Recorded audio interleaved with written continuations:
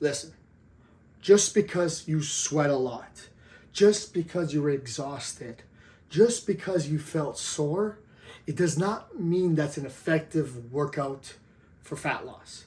Because in the end of the day, there's no such thing as a fat burning workout. You heard me. There's no such thing as a fat burning workout.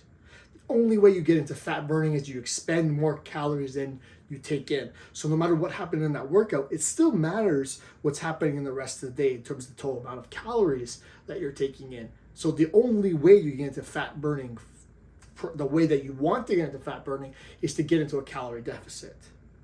And I think it's also very easy to overestimate the amount of calories that you're burning while you're doing the actual activities. Specifically if you're using the machine's readouts as to the calories that you're burning. Sometimes even your activity tracker is a little bit off because it's assuming a whole bunch of things.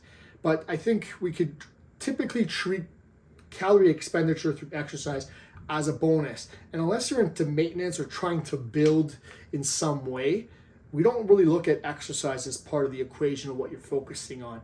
You're going to do it because it's good for you. You're going to do it because it's going to maintain muscle. You're going to do it because it helps towards the goal.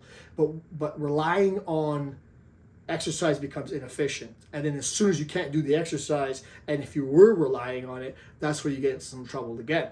So forget about the calories that you're burning, your exercise. That's going to be a bonus, as I said.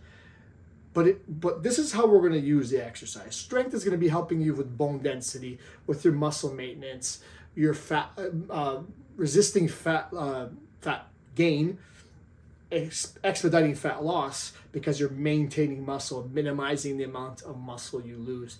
It's going to also help you with healthy aging. Now, when we look at cardio, it's good for your heart and lungs. That's probably the main two things that we're focusing on, the use of cardio. The rest of it comes from nutrition. Nutrition is going to help you get to calorie deficit and make sure you're burning fat. But you're going to still also want to make sure you're walking 7,000 to 10,000 steps per day. You want to get 2 to 3 strength workouts a week and maybe 2 to 3 workouts that might involve some form of cardio in the week. But remember, an effective workout for fat loss doesn't necessarily have those signs that most people expect. The exhaustion, the sweat, the feeling sore. That might be something that happens from time to time when you're making some changes, but the focus is the focus. Just stay on the path, stay on the plan, and you will get to the goal. And don't get distracted by some of these things that people try to tell you are signs of good fat burning workouts.